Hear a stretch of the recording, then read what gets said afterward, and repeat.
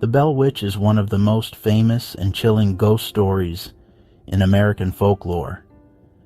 It is said to have haunted the Bell family of Adams, Tennessee, in the early 19th century. The story involves eerie voices, poltergeist activity, and even a violent spirit that tormented the family for years. The legend has inspired books, movies, and ghost hunters seeking to uncover the truth behind the haunting.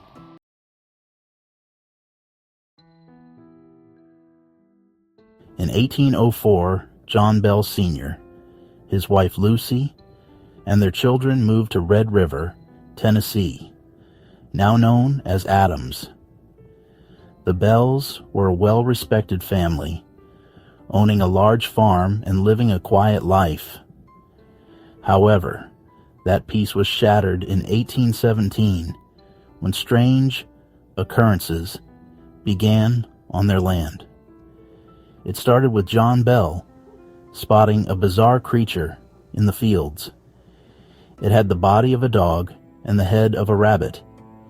He shot at it, but it vanished into thin air. Soon after, eerie noises began in the house, knocking on the walls, chains dragging across the floor, and faint whispers that grew louder each night. At first, the Bells believed it was their imagination, but as time passed, the disturbances became impossible to ignore. Blankets were ripped off beds, furniture moved on its own, and their youngest daughter, Betsy Bell, was repeatedly attacked, slapped, pinched, and even had her hair pulled violently.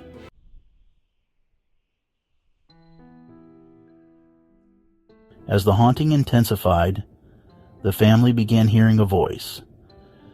It started as faint murmurs, but eventually became clear speech. The spirit claimed to be Kate Batts, the ghost of a neighbor who had died, though this claim was never verified. The entity, often called Kate, displayed both a mischievous and violent nature.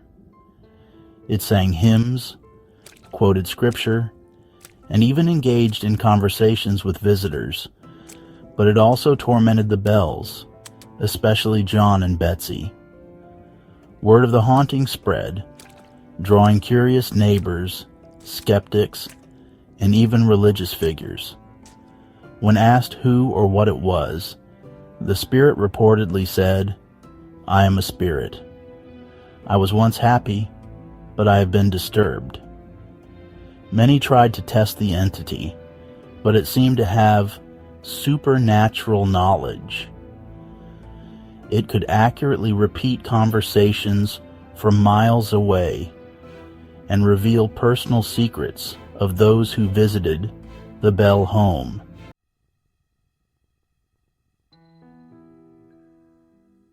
While the entire family suffered from the Bell Witch's presence, the worst torment was reserved for Betsy Bell. The spirit harassed her relentlessly, pinching and slapping her until bruises appeared.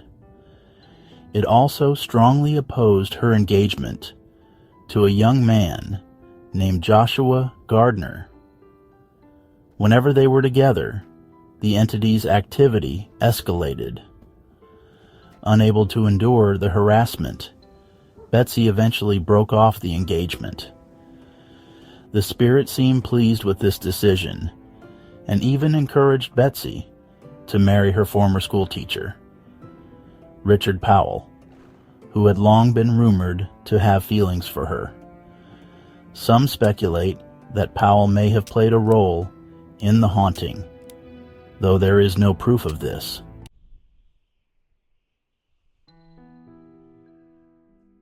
The entity tormented the entire family, but John Bell Sr. suffered the worst fate of all. The entity despised him, constantly cursing and threatening him. Over the years, he began experiencing strange health issues. His throat swelled, his face twitched, and he often felt as if he was being smothered. On December 20th, 1820, John Bell was found unresponsive in his bed. A small vial of dark liquid was discovered nearby. The spirit gleefully declared, "I gave old Jack Bell a dose last night, and it fixed him." When a drop of the liquid was given to the family's cat, it died instantly. The Bell Witch had claimed its final victim. During John Bell's funeral, the entity laughed and sang loudly, disrupting the service. After his burial, its activity lessened, but did not disappear entirely.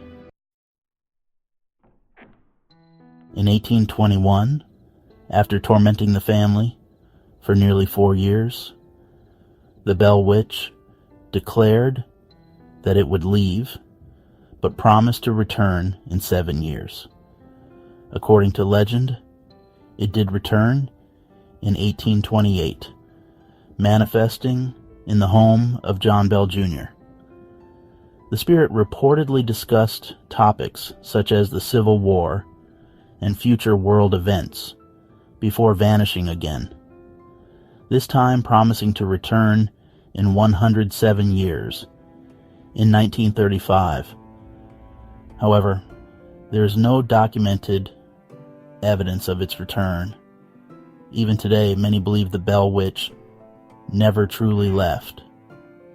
The area near the old Bell Farm is said to be cursed, and the nearby Bell Witch Cave is a popular site for paranormal investigations. Locals report hearing eerie voices, seeing shadowy figures, and experiencing unexplained phenomena near the cave. There are many theories about the true nature of the Bell Witch, a poltergeist, or malevolent spirit. Many believe it was a supernatural entity, possibly a ghost or demon drawn to the Bell family, a hoax or mass hysteria. Some historians argue that the events may have been exaggerated over time, or that members of the Bell family or others could have fabricated the story. The power of the mind. Some paranormal researchers suggest that Betsy Bell's distress, possibly caused by abuse or repression, could have manifested as poltergeist-like activity, witchcraft, and curses, given the spirit's claim to be Kate Batts.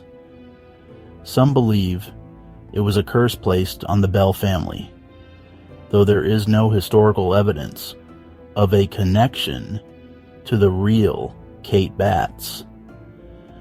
Regardless of the cause, the Bell Witch legend remains one of America's most famous hauntings, continuing to intrigue and terrify people to this day.